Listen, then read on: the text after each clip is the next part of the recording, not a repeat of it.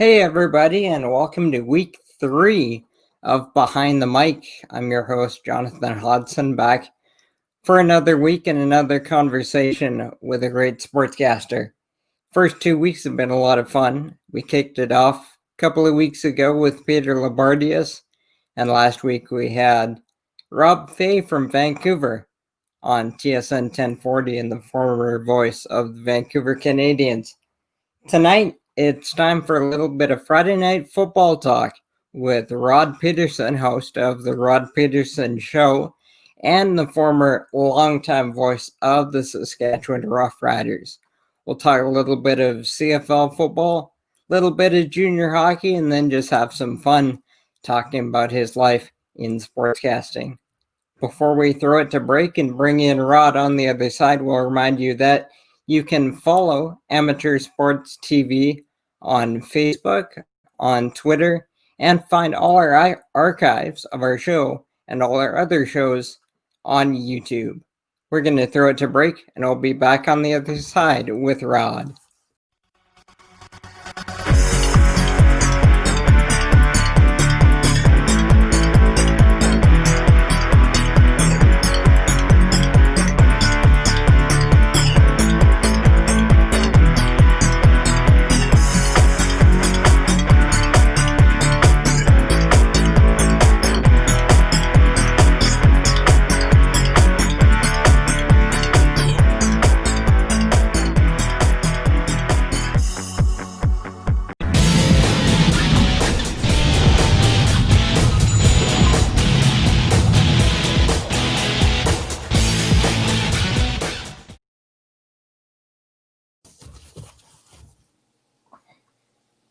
Back here on Behind the Mic with Rod Pedersen from Regina. Rod, thanks for coming on today.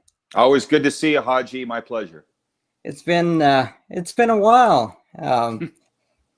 Remember walking the field at BC Place and in Vancouver, and going up into the broadcast booth with you. What was that? About 3 years ago now? Yeah, and some iconic stadiums and arenas. Curry Field in Regina too, I think, was the first place we met.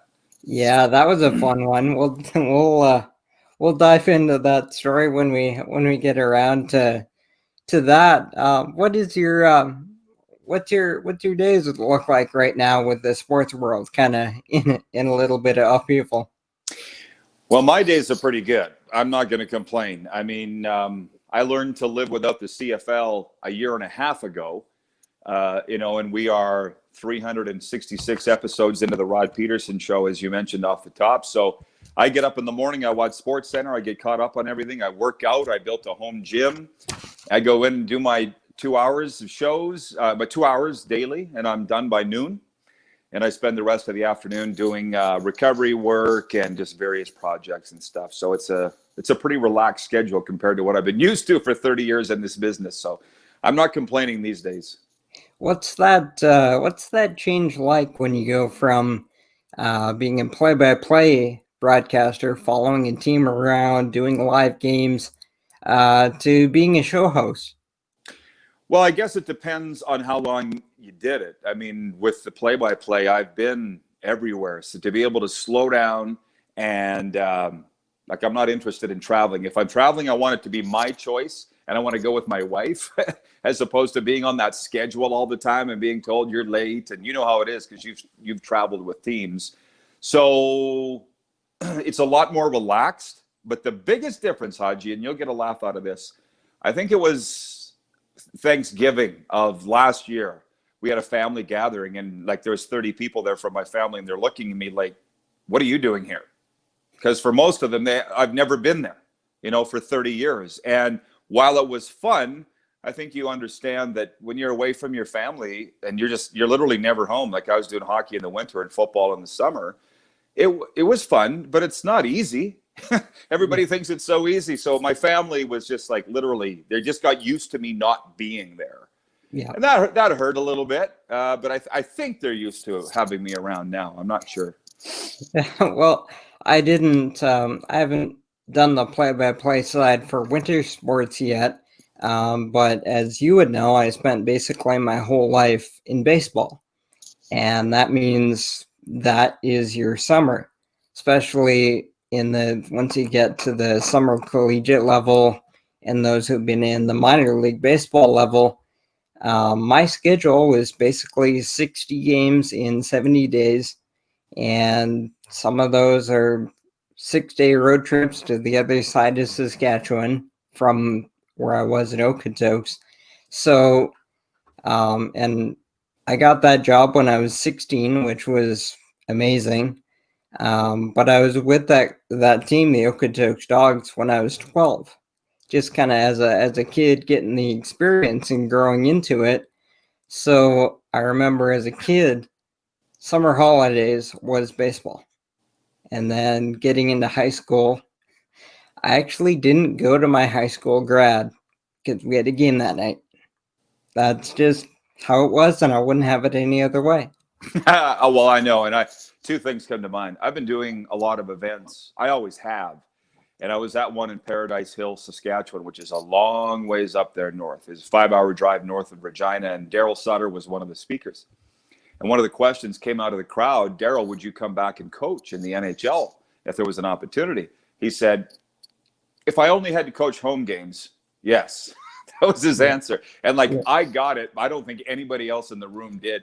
And then the other one is I do remember in those years in junior hockey, like when the bus pulls up to a 7-Eleven in Kindersley at 3 a.m. and you're only halfway home. And it's like, this is a hard life. You know what I mean? Just because you're not flying whisking here and there on jets and so forth. So the people don't understand. 5 to 10% of the job, Haji, is being on the air. The other 95% is the travel and the prep and the work. You know, we do the games for free if we could. Yeah. A lot of my play-by-play mentors would tell me that your work strictly on the game side, the game work, you know, your work comes before the game, and then during the game is just when you show your work. Well, I found out after I left the Riders how little people know about the job, because for years, if we were on the road in Calgary or Montreal or something for a football game, so many people would say, well, you know, can we go for lunch on game day or the day before? Like, what, you're probably busy on a game day. I'm like, that is the least busy on a game day. All the prep's done the day before or the night before, but they have no idea, and how would they unless they lived it? So, you know, for me now, I laugh because people look at the 2-hour-a-day work schedule and they're like, well, that, you know, there's must be a lot of prep goes into your show. And I'm like, if you call watching SportsCenter prep, then yeah, I guess it is. I don't know. You know, the only small thing, and I've conditioned to it because, yeah, I've got my own show on Game Plus TV now, but I did a radio talk show for 10 years. And it took a while to get my head around that your mind is always on that show. Like, you're thinking days in advance of what you're going to talk about.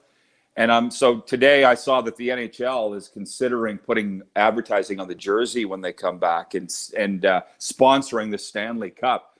And of course, the historians, or not even historians, the purists are like, how could you sell the name of the Stanley Cup? Well, guys, the money's got to come from somewhere. And if people aren't buying tickets to get into the facility, we're not playing. You know, so sports is changing fast. Exactly. And you bring up the Riders, so I guess that's a good a segue as any to dive into it. Not the kind of stuff that I guess I would have thought I would be talking about when I launched my own show, but seems everybody's got to do it these days. The state of, let's start with the CFL, where you spent 20 years with the Riders. They missed out on the season due to COVID. The league and the union seemed like they couldn't get together on a plan. And earlier this week, they put out a schedule for next year, seemingly looking like they want to play. But as you brought up on your show this week, there hasn't been an all-out we are going for it. So where does the 30,000-foot view of where is the CFL right now? Well, just before we came on, I saw a headline on 3downnation.com, which has become my go-to for CFL news. Something along the line of CFL hoping to get players to agree to cap floor, which in sports terms means the lowest possible amount they can make. And I didn't read the article, but I think that, they're looking at all options how to play. God bless CFL players, Hodges. They're not a whole lot different than the baseball players that you've been dealing with for a career. And that is, they just want to play. These guys are honest, and they put their cards on the table. Like the Players Association president, Solomon Elamimian, has said, we'll play for less money. We'll play in a bubble. We'll play less games. We just want to play, because these guys understand that their careers are on average 3.5 years. They can't be missing time. So you see, I saw a report here where the NHL owners and players are coming together for the good of the game they want to play. And I look at the CFL, where it's such a small league and there's only 9 owners. They didn't play in 2020, as you pointed out. And that's because that was what was best for them financially. They're already losing millions. They didn't, in my opinion, care about the game, or they would have played. So, like, you look at the major leagues, and this is where I think I'm very lucky with our show daily. I think what we're going to see playing is the NFL, NBA, MLB, NHL, the big 4, and then whatever leagues can figure it out, like MLS has figured it out. But those lower level, like the NLL's had a hell of a problem. I'm a big pro lacrosse fan. They've had their business model is a lot more like the CFL, where that they're sitting there going, where's the money going to come from? And I'm just a little dismayed with the CFL that they have not guaranteed a season, because the players want to know, are we playing or are we not? The NHL has guaranteed it. The Western Hockey League has guaranteed it. So at least players and coaches can work towards something. But if you're a CFL player right now and the league refuses to guarantee that they're going to play in 2021, that's concerning. And how concerning is it for a longtime fan of the game, of the league, to see the spot they're in, where they've gone a year with nothing? You still don't know for sure what next season looks like. The CFL, it's not a high roller league on the business side, not in the same hemisphere as the NFL, anything like that.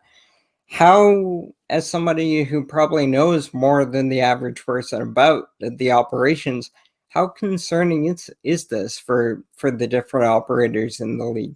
Well, you brought up the fans, and I'm not as worried about the fans as it relates to sports. I mean, people are worried about their own bank accounts and their own jobs and how they're going to feed their own family, and they'll figure that out.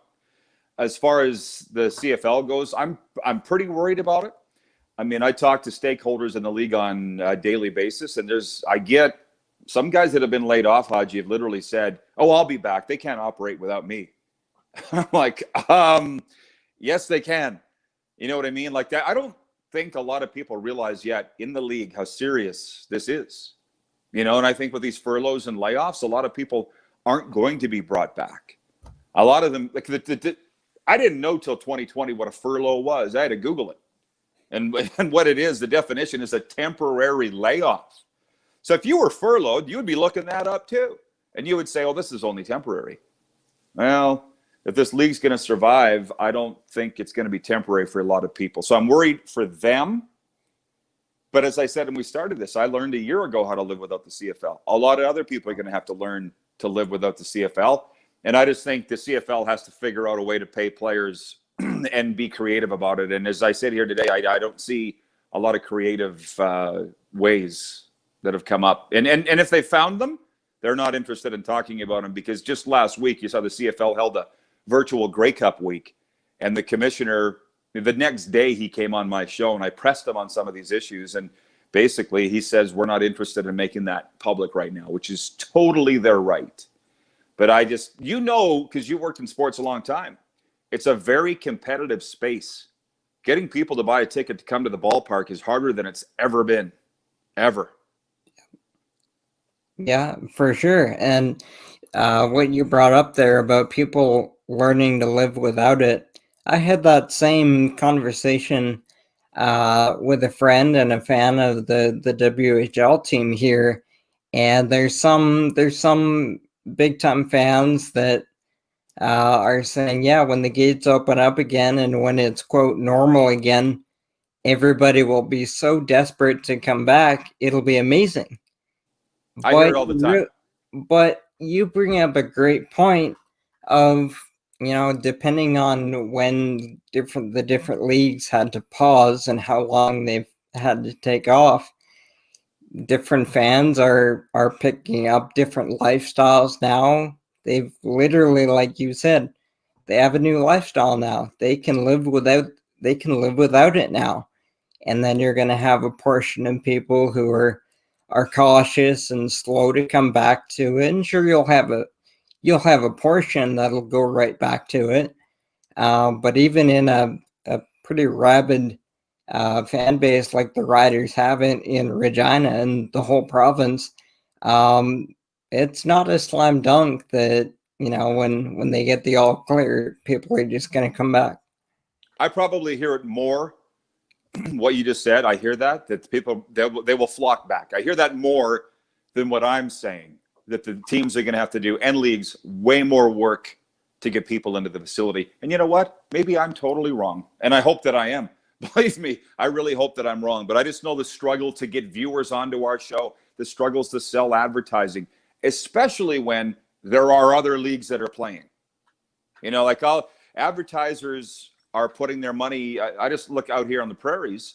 They're putting their money into the Winnipeg Jets pregame show, where they would have put it into the Blue Bombers. And if some guy walks into that car dealership and buys a car because he heard an ad on the Jets pregame show, he's not going back to the Bomber broadcast as an advertiser, right? And it's just, look, I get it. I'm not scorning these guys. I was on their side for 30 years. I get the mentality. But now I'm standing outside the fire looking back in. It's that whole you can't see the forest for the trees thing. And I'm like, this is what I'm hearing out in the community. Money's tight. Charitable donations in this country are down 40%, Jonathan, in 2020. You know what that tells me? It's not that people don't have a heart.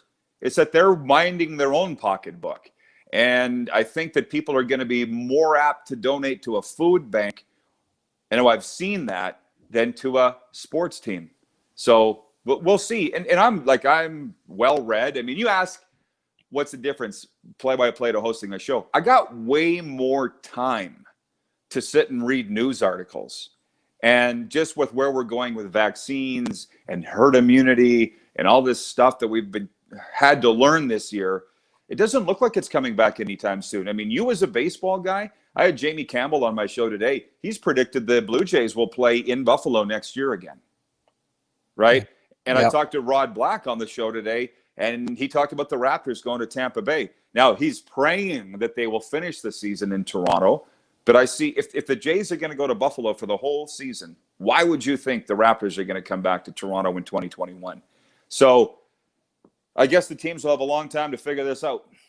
Yeah, it makes your head spin if you think about that stuff too long.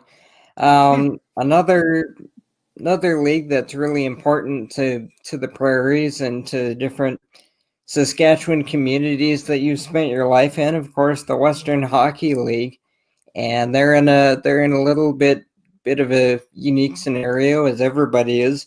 Little while ago, earlier in the fall, they put out a press release saying that, all right, we're coming back on January 8th.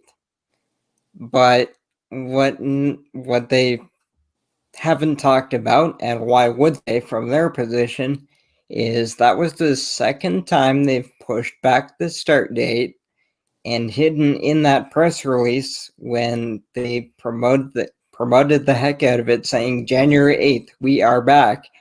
Hidden in that press release was, we have everything except health approval.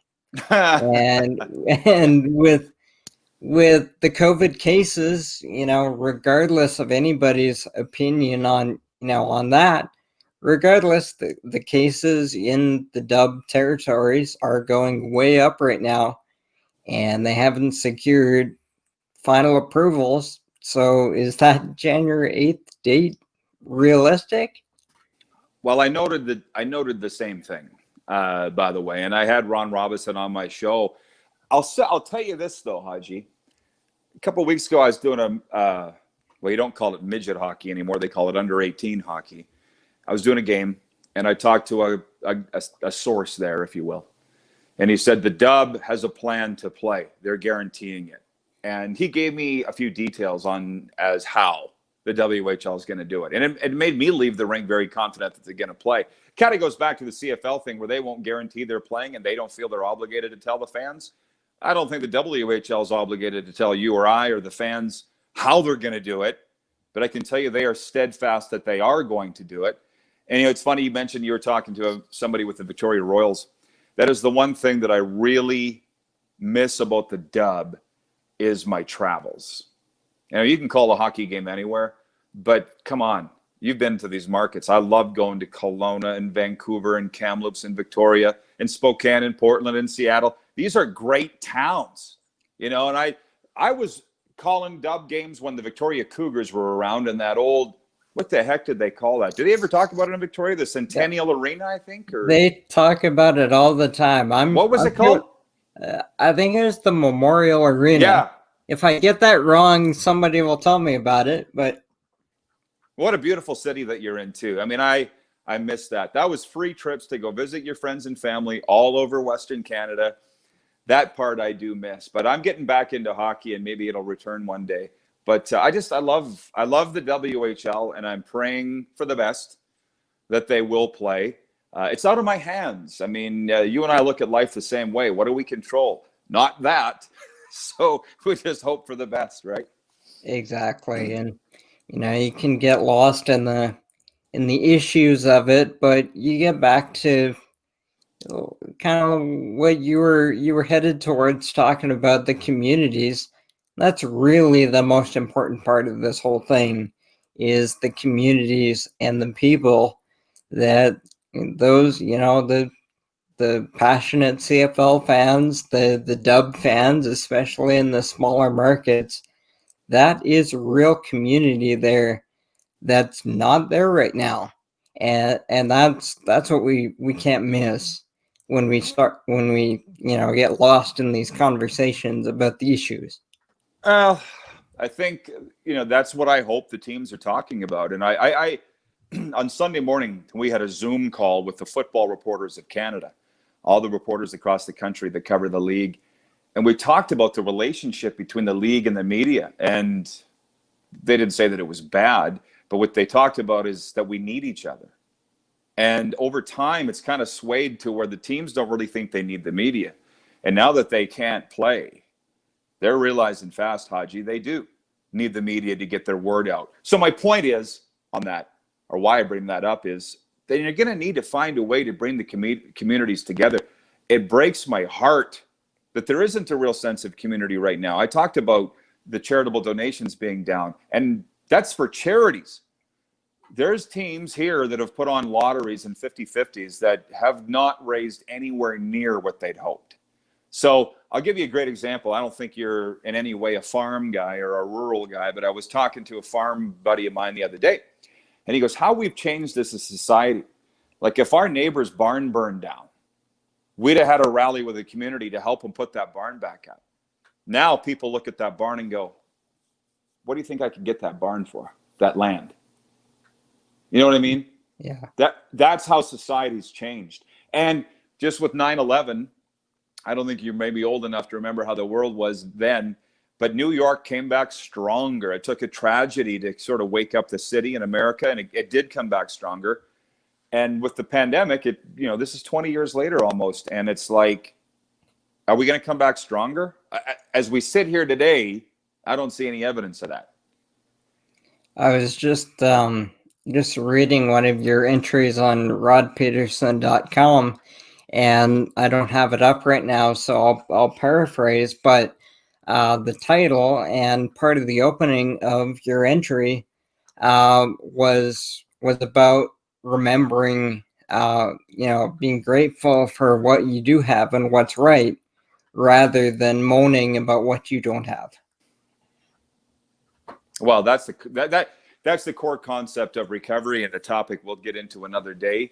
But I've been hammering this home because I work as a recovery coach, as you know, trying to help people in the pandemic.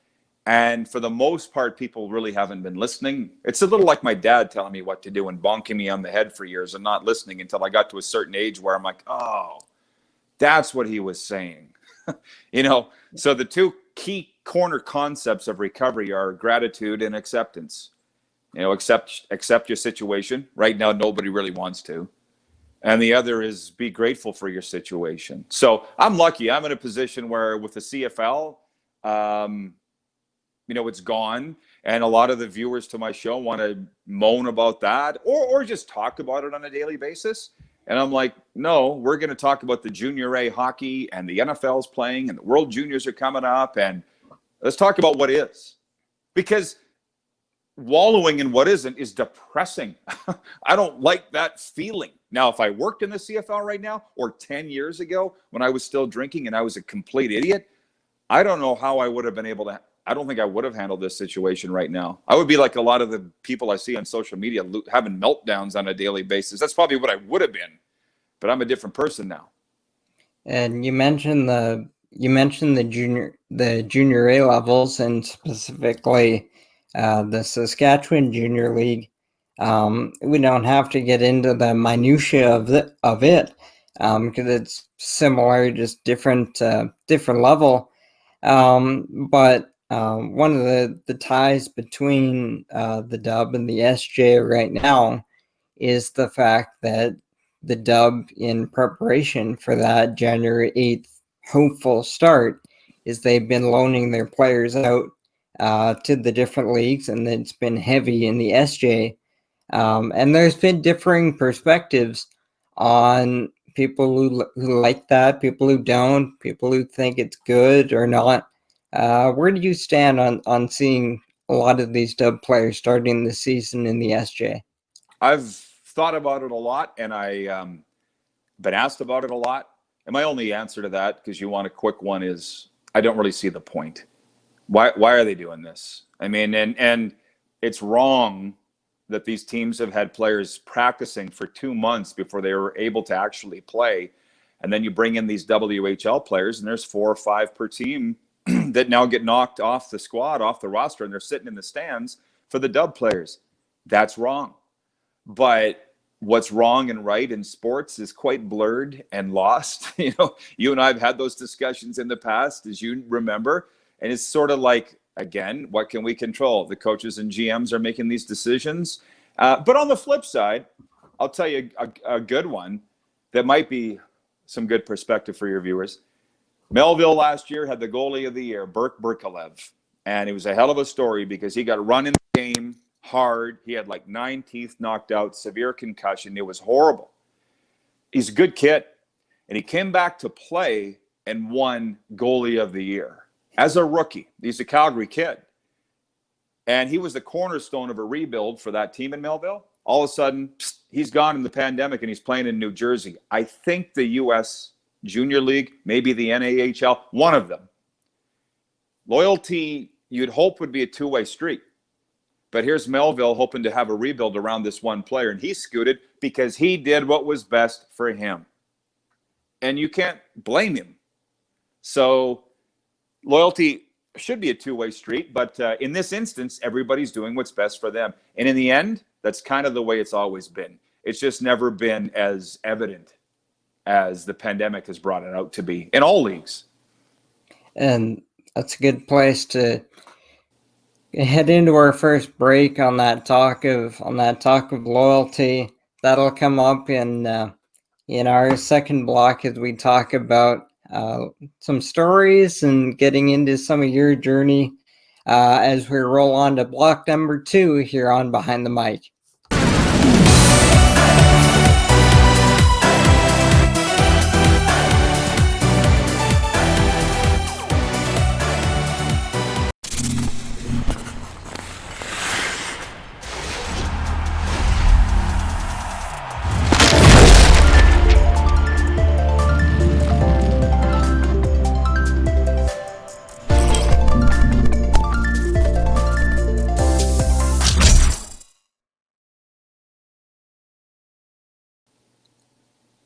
And welcome back to Behind the Mic. Jonathan Hodgson with you, visiting with the former voice of the Saskatchewan Roughriders, the Regina Pats, and a couple of years at the beginning with the Prince Albert Raiders, Rod Pedersen. Rod, we were talking late in that first block about some of the topics of the day in the SJHL, but I wanted to start our second segment on a little bit of a different note.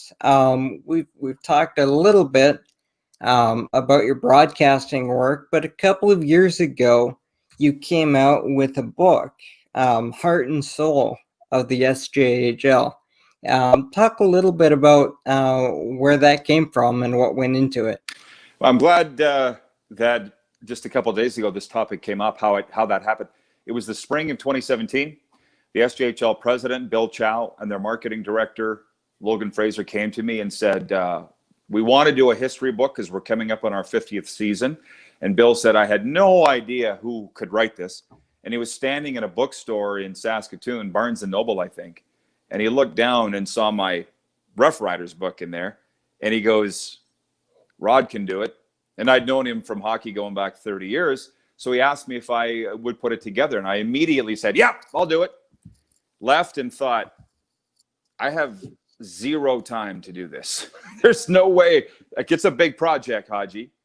And very quickly I realized, wait a minute, I can get a writer in each one of the markets of all the teams, and they can write a chapter on, who better to write the chapter than the local writer, right? So, and the fun part was my wife and I drove around over the course of the next year and took photos in all the different communities of the rinks, dug up old photos of the old rinks, and I was pulling it all together when the Humboldt crash happened. We were probably 2 months away from going to print on it. And everything just, got thrown. As a matter of fact, I thought the project was done. And I called Bill and said, are we continuing with this? And he says, hell yeah. He goes, as a matter of fact, we're going to turn this into a fundraiser for the Broncos, for the SJHL Assistance Fund, which is for players battling mental health issues. And we're going to have a special commemorative section in the back of the book on every one of those Broncos, all 29 on the bus. So that's what happened. And initially, it wasn't met real warmly by some people because they thought we were trying to profit from the tragedy, like write a book on the crash. And it's like, no. This book was in the works before the crash happened. We're not going to talk about the crash. We're going to talk about the players and the staff. And when the book came off the press, I immediately shipped it to Kevin Geringer. If you remember, he was the guy doing all the interviews. He was the president of the Broncos. And he wrote me a note and he said, Rod, this is the perfect way to honor those kids and the people on the bus. And that, to me, Hodges, is like one of the greatest compliments I ever had. My heart was racing like 180, worried that he wasn't going to think it was appropriate. And he loved it. So that's how the book came together. And it's one of the things, I think it could be my crowning achievement. I was saying it at the time, the way it worked out. I'm quite proud of it. And that, that brings to mind for me some of the talks you've given around what you do with recovery, and whatever you want to talk about is up to you where you drive it. But one of the things that you've said in multiple places is that I can call a hockey game in my sleep or a football game, what have you. But my purpose is more or less to help people. And I think in one way, this book was ended up being part of that. Yeah, I guess so. But the other thing was, I've just had a deep love for the SJHL. So the ability to help them out, raise some money was great. But there's a lot of things that I do for the SJHL. Like at the All-Star weekend, I come in and speak to all the All-Stars and give my recovery address to them and talk to them about the fact that they are leaders on their team, in their community, in their families, in their hometowns. Because my dad used to do the same thing. And, it's being announced here tonight. I'm doing the game between Yorkton and Weyburn on province-wide TV. And I have been doing games for the last few years. And when I'm driving these highways around the province, going to these cities, it reminds me of my dad, who was an NHL scout for 36 years, traveling those same highways, doing the same thing. And I kind of like to think that I'm carrying on his legacy just in a different way, because he was there to scout. I'm there to broadcast. But he would also talk to the teams about getting in trouble in life, making the right decisions and the right choices. And both my dad and I come from the same background. We're both in recovery. So I hear the snickers. I see what's said out there. You know, people remember me the way that I used to be. And how hypocritical that he's out there telling people what not to do.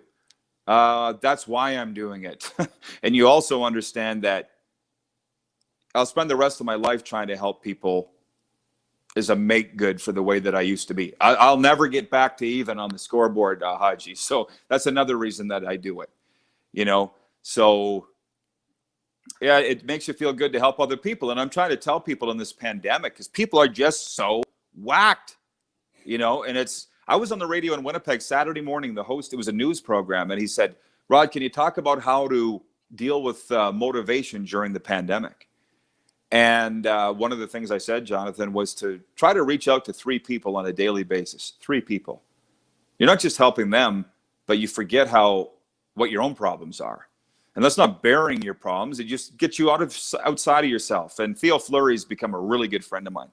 And he said at an event that we were at a couple summers ago, because if you think you're having a bad day, go help somebody. You'll realize your day's not that bad. So that's the reason why I'm what I'm doing.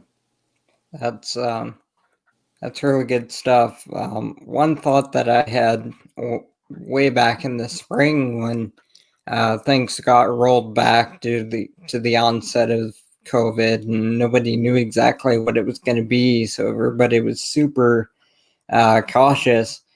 And at the start, my mindset was, all right, what can you do to better yourself? Like the world's basically not turning right now. So what can I do,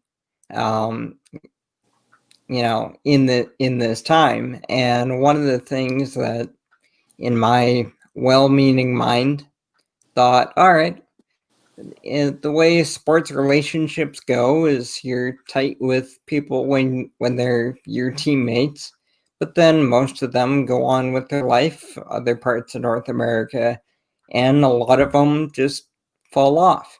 So I thought, okay, let's reconnect with one person every day. And that lasted about a week. One of the first calls I made was Peter Labardius. By the way, it still floors me that I can call up Lou and it's, hey John, what's up? And I can send you a Twitter, say, hey Rod, I got a show. I'm in. So extremely grateful for that. But that's where this show comes in, is, I kind of got bogged down in what life looks like right now for a lot of people.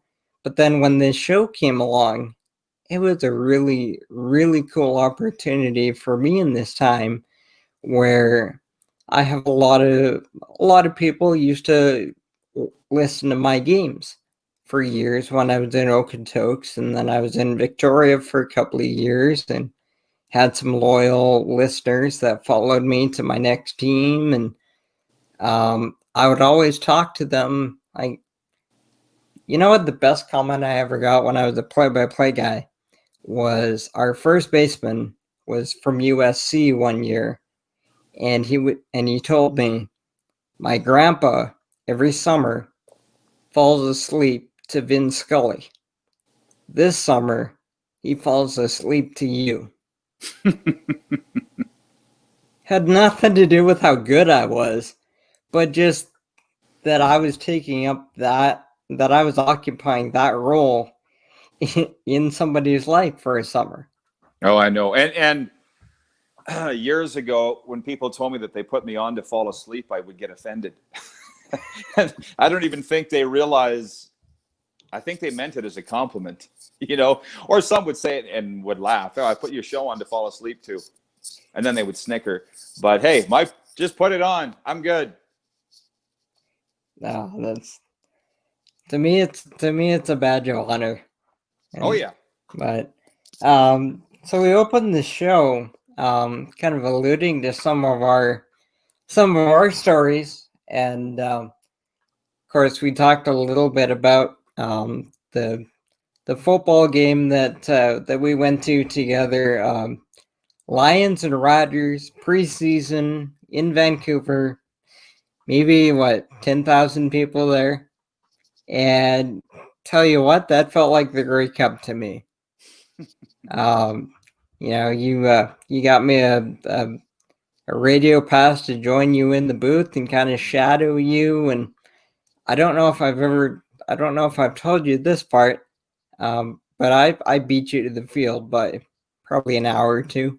You never told me that. No. No, I was there before the gates open and was asking the press people when it opened up. Got in there as soon as it opened up. Did a lap around the field, checked out where everything was, and then of course when we went up top, went into the TV side and met Chris Cuthbert. And I was just trying not to look like a buffoon when we were in there. How important is that? Has that been for you to be an influence for the people coming up, that concept of mentorship? Well, only because so many people did it for me, Hodgie. That's the only reason. I mean, I had a 15-year-old filmmaker from Ottawa contact me. 15. And he's like a Steven Spielberg. And I had him on my show just on Friday, and it's like nobody else would put him on their show or even give him the time of day. And I'm like, well, when I was 15, I had broadcasters bringing me into the press box. I had scouts bringing me into the dressing room or whatever. And it shaped my love for the game and knowledge of the game and so forth. So it is only to give back. That's the only reason that I do it.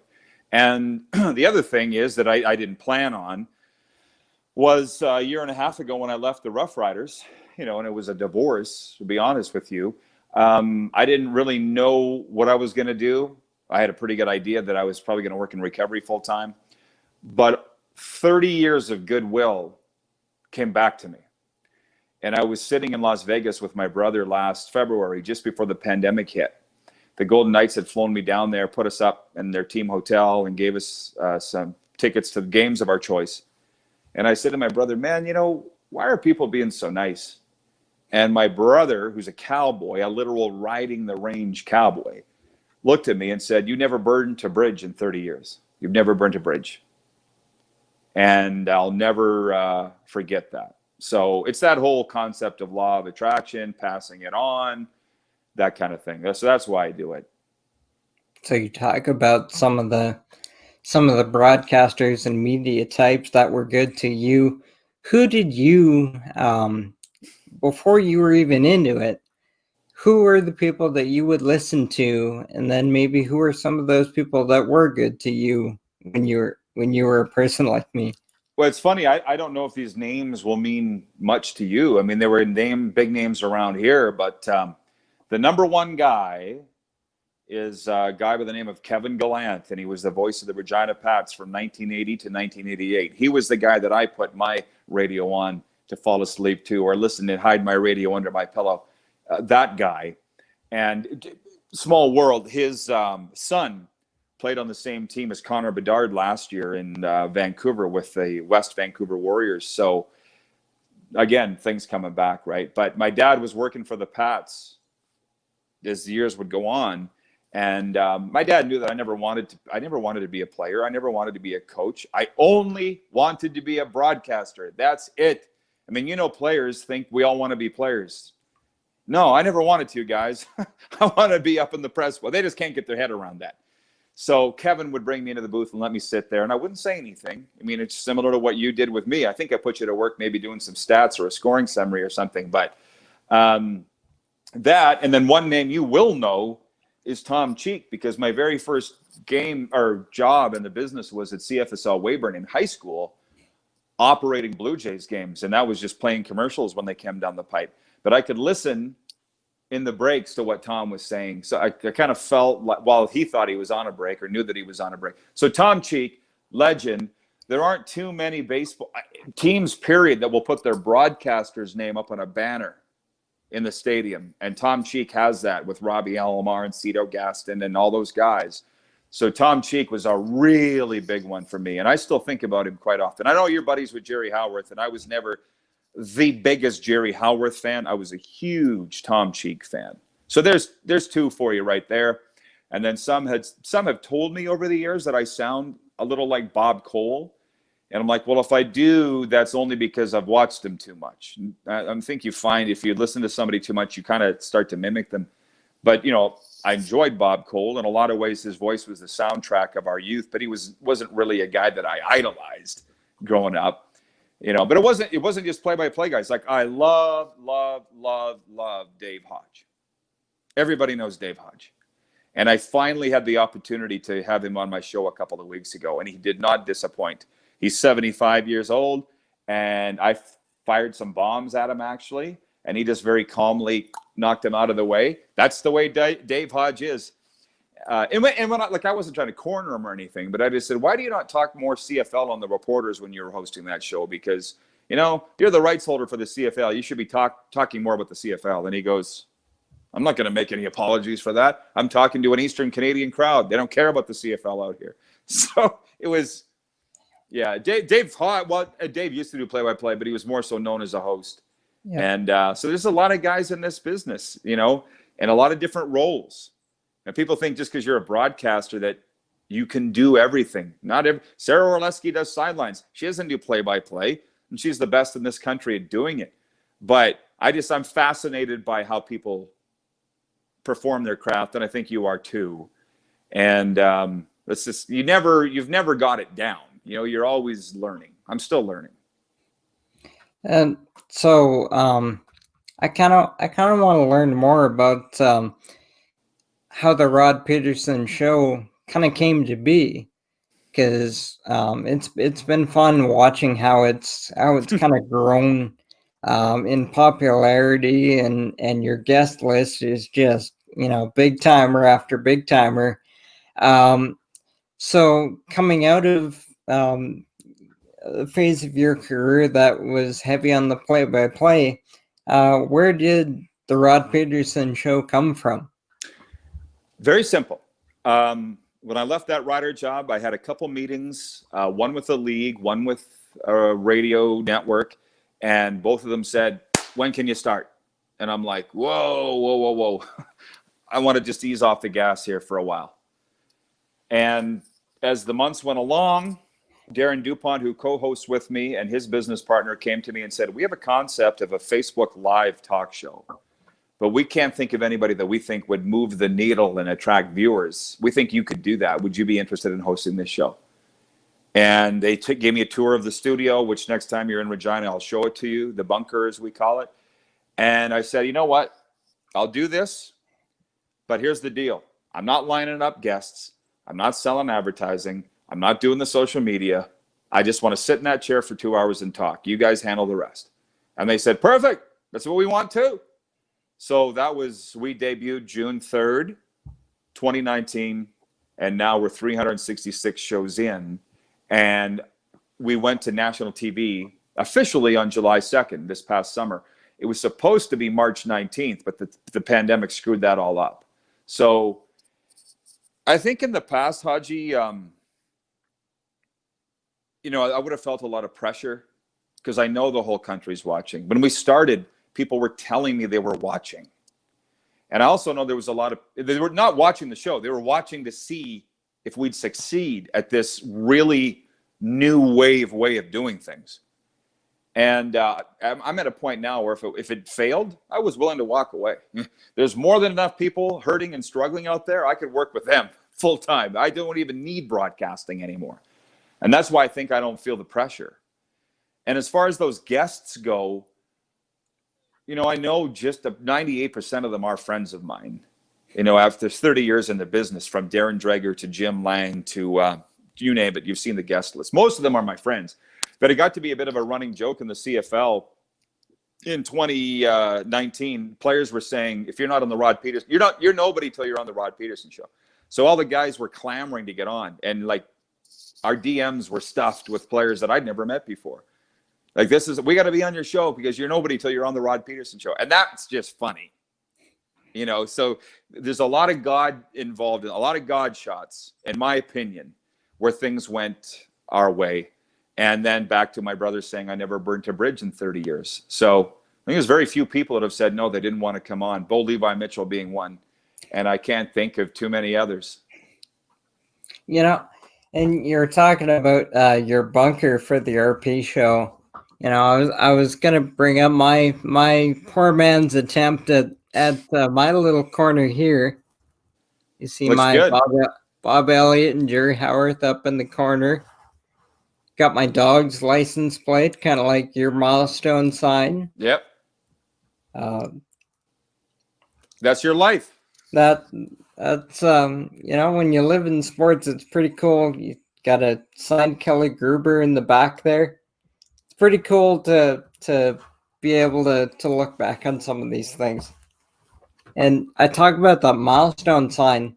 I read that you were inducted into, correct me if I get the name slightly off, the Saskatchewan Rural Sports Hall of Fame. Yeah. What is, after you've done the things you've done, I mean, World Juniors, we've gone through it. What does that mean to get something like that? Well, what's funny about that was a long time ago. That was 2003. And the whole point of that Hall of Fame, it's in Indian Head, Saskatchewan. It's a museum, Hall of Fame and museum. And basically, Hodges, for anybody from rural Saskatchewan who's gone on to achieve any sort of notoriety in sport, it's a big museum. You've seen the amount of NHL players from Saskatchewan. We've got a few major leaguers, a lot of broadcasters. So in 2003, I kind of felt like I was just getting going. It didn't mean as much then as it does now, but it's when you watch Hall of Fame inductions, and frankly, I'm fascinated by them, whether it's Canton with pro football or Hockey Hall of Fame in Toronto with the inductions of the guys. So I tell you about this thing. I've had a heck of a time. What do they all say? It's a team award, or it was just fun along. You don't do it to get into the Hall of Fame. So it's no different than what I've been doing. I mean, I had a lot of fun along the way. And it's more a longevity award than anything. Yeah, for sure. And you, earlier, you alluded to probably my favorite Rod Pedersen story was Curry Field in Regina. I think that was 2015. Yeah. I was either my last year or one of my last years with the Dogs. It was the last day of our just monster of a trip to Melville and back, basically 6 or 7 days. And just, in that frame of mind of, let's get this game in, let's get home. And I show up to the field at 4:00. We don't hit till 5. So I'm just hanging out on field level. And I don't know if I knew you at all personally yet, but I definitely knew who you were. I knew your stuff. I grew up in Calgary listening to your guest radio spots in Calgary when the Riders would play at the Stamps. So I kind of got the deal. Yeah. And one of your crew came down and says, "Hey, Rod wants you on the next segment." I look at him, I'm like, "Really?" Yeah, next segment. Can you get up there?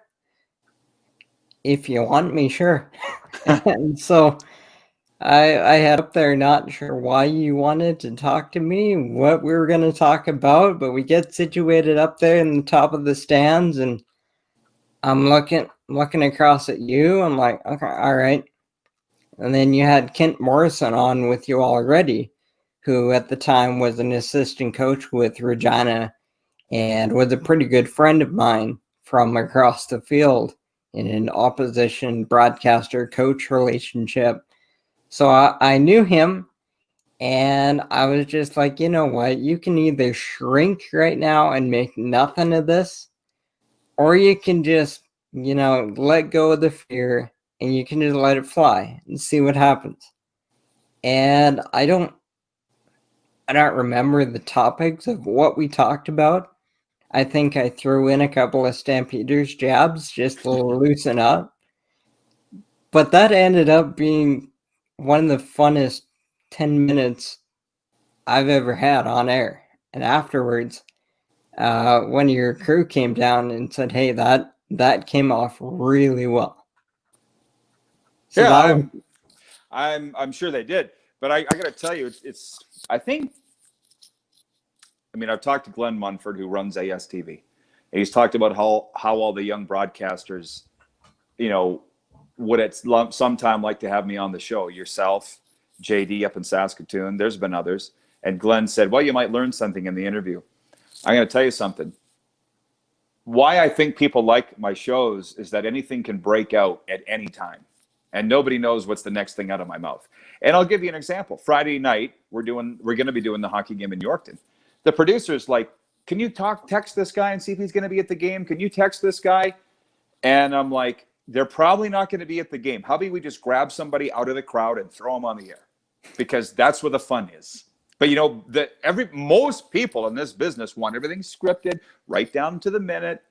And I'm like, no, if I'm hosting this, we're going to let her ride. It's going to be a rodeo. And that's fun, right? Like you say. And the interesting thing with Calgary, I don't think we're ever going to get over this. And I'll tell you why. I mean, our show airs every day on television in Manitoba on Bell MTS cable. I had a Bomber fan tweet me the other night that he loved me. You understand, like they hated me in Winnipeg more than they do in Calgary. And so, Haji, we've completely melted that wall between Saskatchewan and Manitoba. It's gone. Like we talk Winnipeg Ice, we talk Gold Eyes, we talk Bombers, Jets, whatever. Like we're one. Calgary, that may never happen. I got a lot of people with the Stampeders that are writing me saying, you need to kiss and make up with Bo. He's a good guy and you're a good guy. I'm like, no, it's good for business. It's the funnest rivalry in the CFL right now. And the ironic thing that people don't understand, I went to college in Calgary. I had the opportunity to go be the voice of the Cannons. My wife made me turn it down. I had the opportunity to go be the voice of the Flames. Flames ended up pulling that offer. And when I left, the Roughriders, Fan 960 was one of the stations that offered me a position there. And I just wasn't really interested in moving. Like I've almost moved back. I love Calgary. I've got a ton of friends and family in Calgary. And those guest appearances on Fan 960, to me, it was just like WWE stuff. Like, it's not real, guys. This is fun. Now, I know we said some pretty wild things on there, but to me, it wasn't real. But then I've had friends that have gone to work for the Stampeders, and they've called me. They're like, they hate you here. They hate you with a passion here. And I'm like, I thought we were just joking. I thought we were having fun. And I'm like, if that's the feeling there, then we're never going to get over that. So my point with Winnipeg and Manitoba is both sides wanted to come together. Calgary doesn't want to be friends. I'm not sure I want to be friends. So it is what it is. You got to have two sides come together if it's going to work. And right now, neither side's interested. And we may never. To me, it's fun. I got enough friends. I remember a few seasons back when Bo got picked off and it got run back. And of course, I believe it was the shut your mouth, Bo, if you can correct me if I got that wrong, but that call. And I just remember personally getting a little bit of a internal chuckle out of that. Is you're one of my all-timers on the broadcast side, on the friend mentor side. And I've also had a few really good experiences with Bo. And with me, it's pretty simple. It's, you know what? If you're good to me, then we're good. If you're good to my friends, we're good. You know, if you're good to the club when I'm with the club, we're good.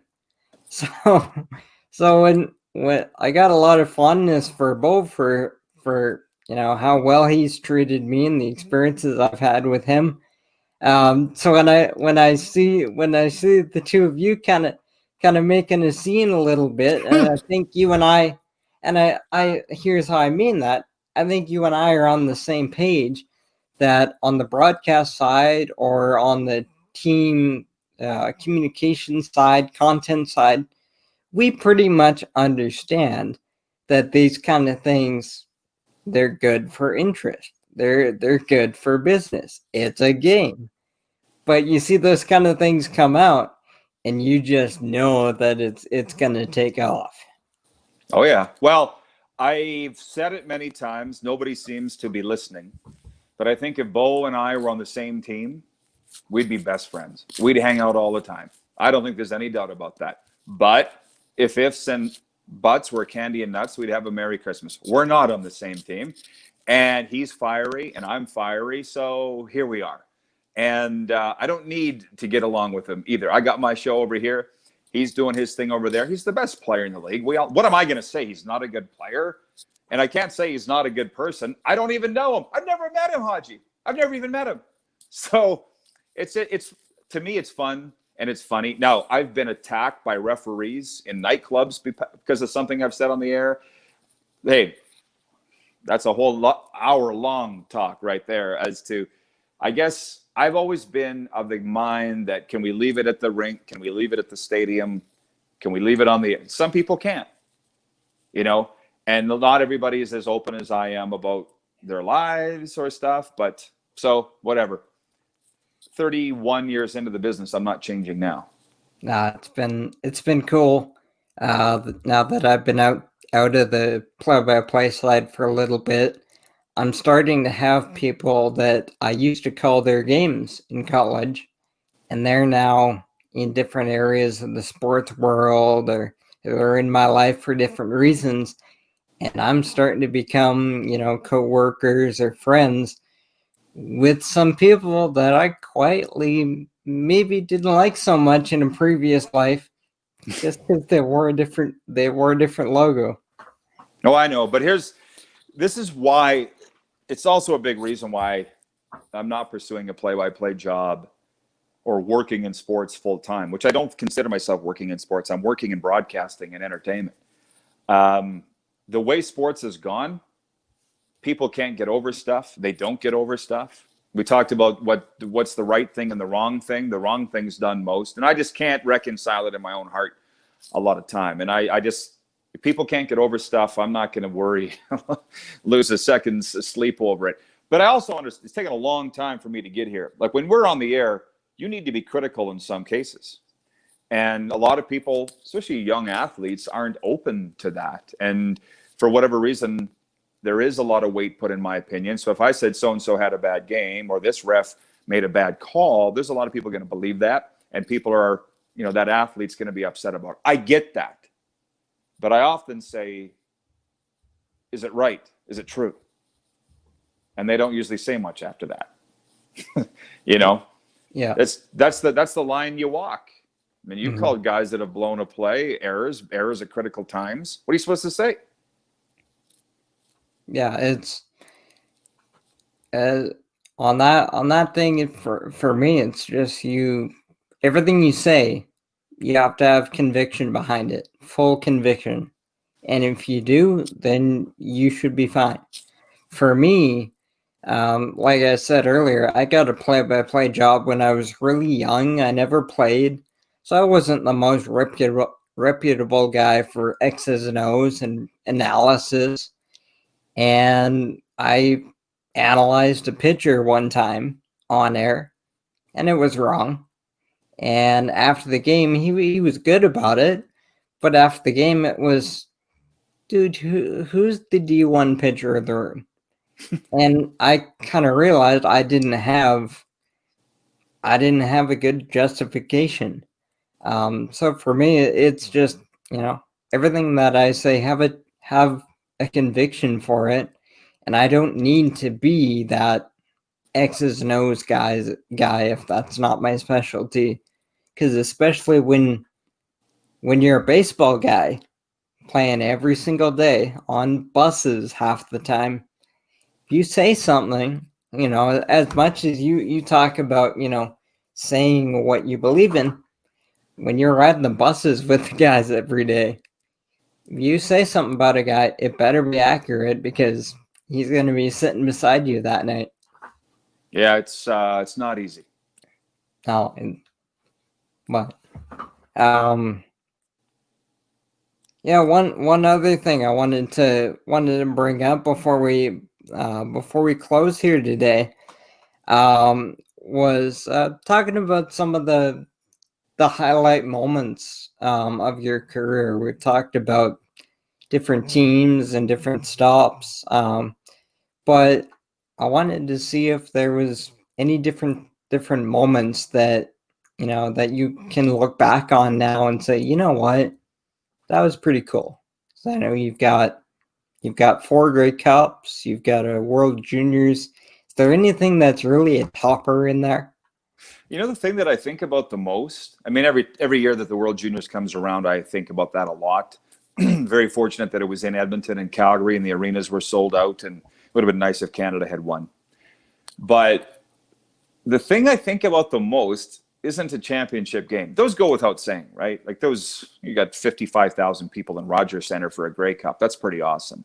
Or the biggest crowd ever at Taylor Field for a Grey Cup. But I think, and you wouldn't even believe this, but it's going down to Florida to cover rider camps in the spring. Like, it's such a small thing probably to a lot of people, but it was right in a window for the CFL where there was some money. Teams had money, and the riders would fly their entire roster to Vero Beach, Florida, or Bradenton, Florida, and we'd be broadcasting live from IMG Academy, you know, big baseball academy there, or Dodger Town in Vero Beach was the spring training home of the Dodgers for years. So they call it Dodger Town. So to have my broadcast gear set up on the sidelines in this hot Florida sun with one of my closest friends, Luke Mullender, my color guy, and sit and talk football all day, and then, you know, go on the air for a couple hours, and then jump in a car and drive up and down the Atlantic coast of Florida and try and find some crab shack for supper together. I think about it all the time, you know, and that's why with this pandemic and the travel ban, if there is one or whatever, we're not going anywhere. Let's put it that way. First thing I'm doing is going back to Florida with my wife. And I know it's not that sexy or exciting compared to the explosions going off and the Grey Cups won and the Grey Cups lost, right? The 13th man and what all that gong show, you know, just simple things. And the good thing, Hodgie, that I never, ever took any of these instances for granted. You know, I don't look back and have any regrets and say I should have done this better, and a lot of that was drilled into my dad. But as for in broadcasting terms or in sports, I left it all out on the field every time. And I have no regret. We called the damn video game the other night, the Grey Cup video game. We had 18,000 viewers. And afterwards I went and saw the, you know, there was a recap of it online, and people are writing, Pedersen's going nuts. It's a video game. Yeah, that's me. You know what I mean? I'm going to get into it. I'm going to have fun. And that's been the hallmark of my career. So never took a game for granted. Very grateful for everything. And I'm talking to some Junior A broadcasters now that are upset that they're not in the NHL or they're not in the WHL. And I'm like, guys, you're playing. Like, you know, be happy doing what you're doing. And I think that, and my dad was pounding that into my head for 30 years, and I finally got it. Thank God I got it before he passed away. And I've just taken it upon myself to tell the young broadcasters that, because nobody's ever satisfied with where they are, you know. And it's, man, if you don't stop and enjoy that, you're going to look back and wish you had. Yeah, completely. That's a really, really important perspective to have. Before we wrap up, where can people find you? Yourself, your shows, your other projects? Want to drop some Twitter handles or anything? Well, thank you. I'm pretty easy to find on Twitter. Just type in Rod Pedersen. My recovery account will come up. My show account will come up. My personal account will come up. We're on daily, 9 a.m. Pacific on Facebook Live with the Rod Pedersen Show. If you happen to have Telus Optic TV as your cable provider in BC, you can watch it on Game Plus TV. And I'm around. Like I say, I'm not hard to find. Just type my name into Instagram, Twitter, whatever. It'll come up. And just loving life and taking it one day at a time, Hodges. It's worked so far. I think I've already brought it up earlier in earlier episodes of the show, but anybody who's known me for 5 minutes knows that Jerry Howarth is my, he's my first on the Mount Rushmore. And one thing he told me a few years ago was, you know what, keep it simple. Thank God for every opportunity. Put your best foot forward and enjoy it. Simple as that. Pretty easy, isn't it? So it's what works for me. Yeah. So, well, and everything will take care of itself from there. Exactly. Well, I hate to cut it off. I could go for another hour, but I think the show wants us to wrap it up. So, Rod, just you and me talking. I know we got a little red light on, but like I said before, just the ability to drop you a line, whether it's a text or a Twitter message. How sports relationships go. Time might pass, but you always know that whenever it comes back around, we'll be there. And to be able to have someone like you in my corner, and I look at that, and I'm not really sure how I earned it, but if I don't say it enough, just incredibly grateful for the friendship, for everything. Well, it's not like either one of us is dying soon, so I'm always around, right? So you earned it by being a good guy. But the thing that I've struggled with the most in the pandemic, frankly, and it hasn't kept me up at night, but is this whole sports isn't important thing. Because look at the friendships that you and I have and the bonds that I've made in sports. And I think if it wasn't that important, what have I been doing my whole life? And secondly, when there's a kid in the hospital that we go visit, or we're asked to lend our time to some project, I'm like, God, it is important. That's the thing that I've struggled with. And I think it's sports people are too afraid to speak up because they'll get canceled. And just stand up for sports right now. I've been doing as much as I can, but I kind of feel like a bit of a lone voice in that regard. So I'm not going to stop waving the sports flag. It's taken some real knocks here in 2020, and that's probably what's bothered me the most. Well, hopefully we can get it rolling again and get those connections flowing again. Yeah. But all right, we may call again if you'll pick up the phone for us. You know where to find me, buddy. All right. We'll take one more break. I'll be back to wrap it up here on Behind the Mic.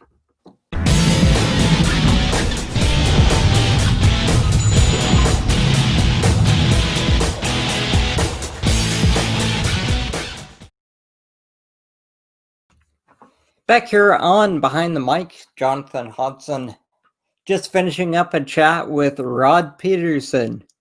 What a great hour that was, talking football, hockey, a little bit of life with the longtime voice of the Riders and in the Western Hockey League, and now currently the host of the Rod Pedersen Show on Game Show Plus Network. You can find him, as he said at the end of his block, at Rod Pedersen and at Rod Pedersen Show. And if you want to find our show, you can follow Amateur Sports TV on Facebook and on Twitter. As well, you can find all our show archives on YouTube. And for everything else, ASTV, you can go to amateursports.tv to find our official website.